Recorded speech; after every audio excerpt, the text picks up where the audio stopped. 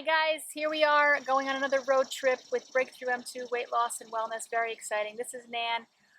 We're going to go visit Jerry today. He has his own honey farm. And so we're going to go out there and see what he does. Just want to remind you guys, just because this is a video about honey doesn't mean you can have it on step 2 or 4.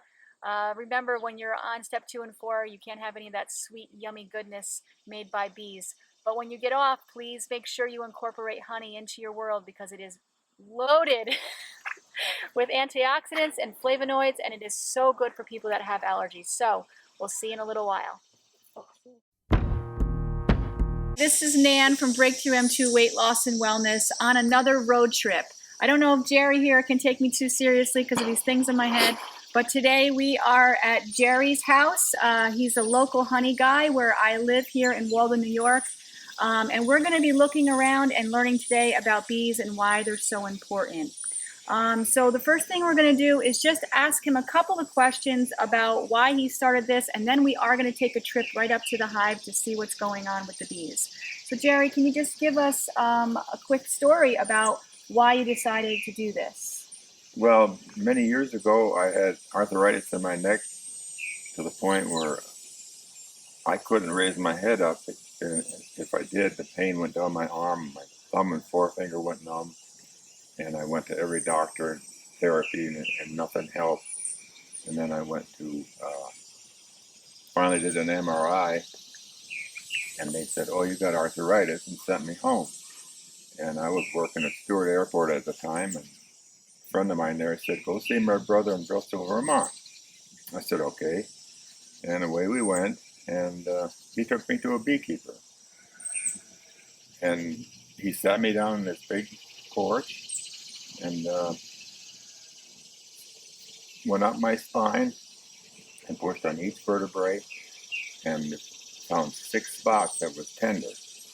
And he reached in his jar of bees he had sitting there with a long tweezer, and he pulled them out and put a bee on each, stung me each 6 times. And then he says, "Well, when are you going home?" I said, "Tomorrow morning." And he stung me 5 more times. And after that, I went out, got in the car, and when I used to drive a car, I had to scoot forward to see the road, but I could sit up straight in the car going home. And I've been doing good ever since.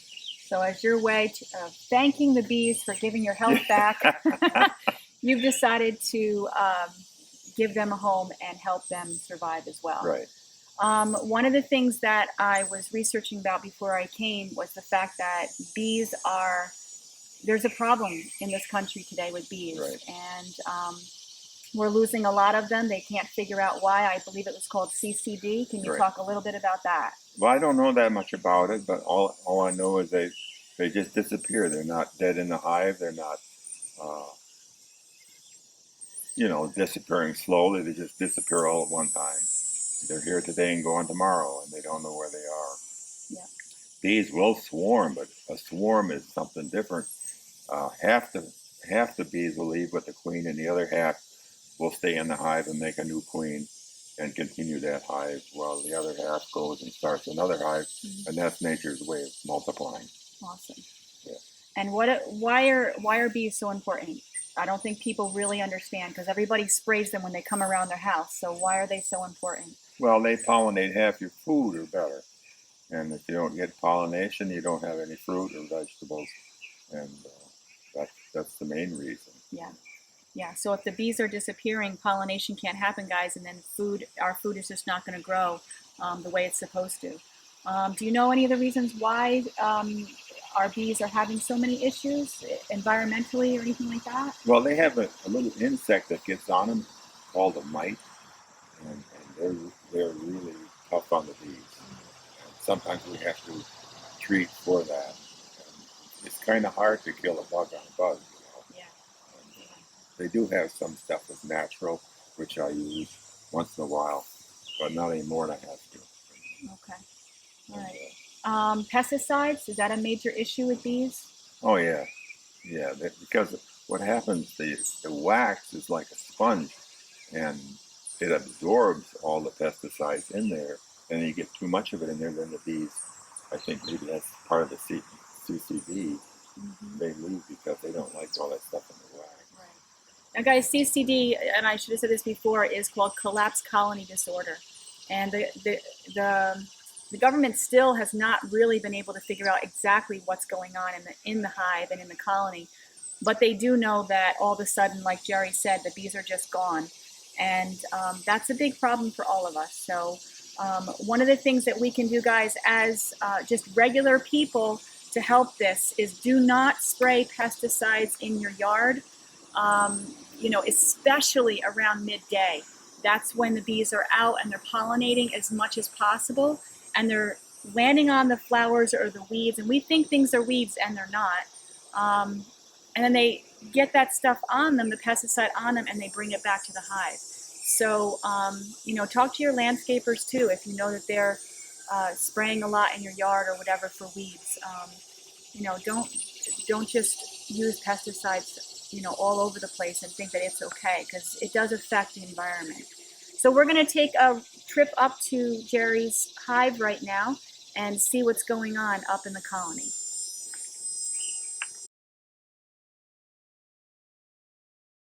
In the wintertime, I can go in and check them without any snow. What nice thing about this is you can open them up and they're all screened. Very. Get out of here. Jerry, how much honey do you get out of one of these things? Varies. You can get up to 100 pounds. 100 pounds? Yeah, between Okay. 30 and 100. Wow. Now, when this honey is, when you pull these things up, how do you get the honey off? You scrape it off? Centrifugal force. Ah. Like a, what do you call it? Centrifuge. Yeah. Yeah. You Okay. have to uncap it. I'll show you. Okay. Oh, that's cool. Here's one with the sunlight on it. Maybe you see it better. Now, Jerry, what's the difference between raw honey and the stuff you buy in the store? The raw honey is just as it comes out of the hive, and the store bought. A lot of it is processed, where they heat it up to like 180 degrees, and it kills all the enzymes, and there's no more good stuff in it, and you just have nothing but a sweetener. That's all it is. Okay. So you just were saying that these two boxes are specifically for what? For the queen to lay her eggs and raise young, Okay. and then anything above those two is for honey. Anything above that, I take and sell, or whatever I want to do with it. Got it. But this one happened to be, I'm trying to make some cut comb honey, so I'll show you what that looks like. Jerry is just smoking the bees right now with a natural pine needle smoke. It helps kind of calm them down, and then they don't bother him as much. And I noticed, Jerry, you're not wearing any kind of beekeeper suit or anything. Do you normally wear beekeeper equipment? No, it's too hot. Too hot for that. Okay. I don't mind a sting or two. Yeah. But no, this is what I'm trying to get the bees to make me cut comb honey. So, Okay.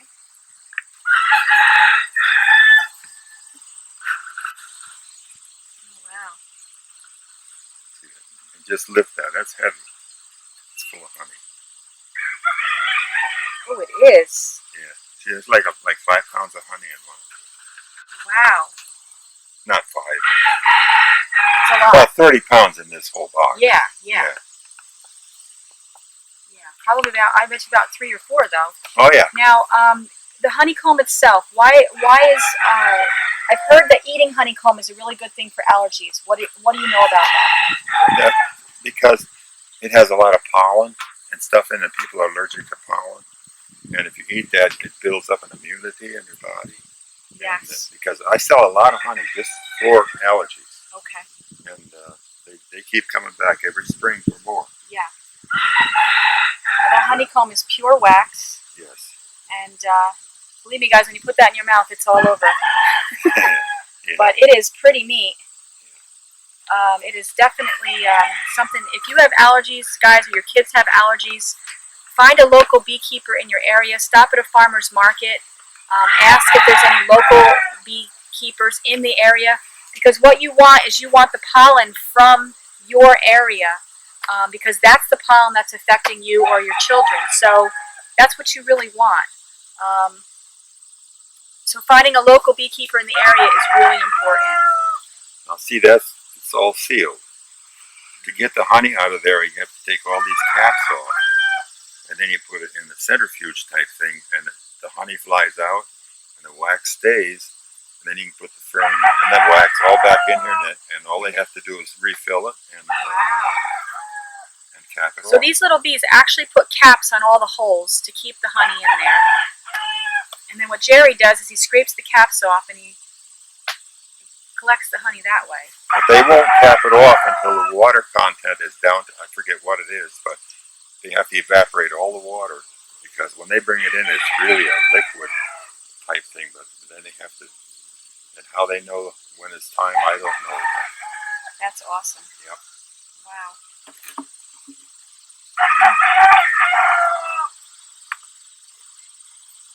See, with a little smoke, no bother. Yep.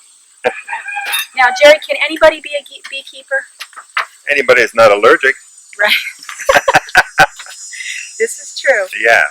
Otherwise, and how easy is it to keep up on these guys? And what kind of time do you have to put in to keep up on them? You really should check them out every week, maybe 2 weeks at the most, to check for a queen, because they lose their queen and it's all downhill, because a worker bee only lives in the summer like 5 to 6 weeks. Okay. And so the queen has to be in there to lay 1,000 eggs or more a day to keep the population up. Wow. And, so she's a busy bee. Yes. And but she'll live quite a bit longer. She'll live, well, and in the wild, they say they live 5 years, but in captivity, where they have a lot of room to lay eggs, if you get 2 years, you're doing good. Okay. All right. It's better to put a new queen in every year. All right. And where do you get a new queen from? They take one of the worker eggs and make it a queen. Oh. All they got to do is start feeding it royal jelly and make what they call a queen cell, which is a lot larger, because the queen is larger and makes room for her to grow. Got it. And from what I gather, that's all she eats is royal jelly. Okay. Now, guys, a great website is called www.worldofbeekeeping.com. If any of you live in an area that you would love to try to think about helping out the bee population, that's a great website to start. They actually sell boxes just like this, and they teach you everything. There's lots of videos on there as well. One of the things you can also do if you don't want to be a beekeeper, if you have a really nice yard and you want to plant some stuff, some of the best things you can plant for bees is red clover. There's another one called foxglove. Bee balm is another plant you can put out there, and I think it's called Joey Pie weed is another one. So that really does help. And right now, like Jerry was saying, they're out there with the goldenrod and the loosestrife. And guys, all these herbs that we're mentioning, like right now I'm looking out in this field and there are beautiful red clover flowers everywhere. But all of these herbs, all these plants are herbs that are terrific remedies for different things.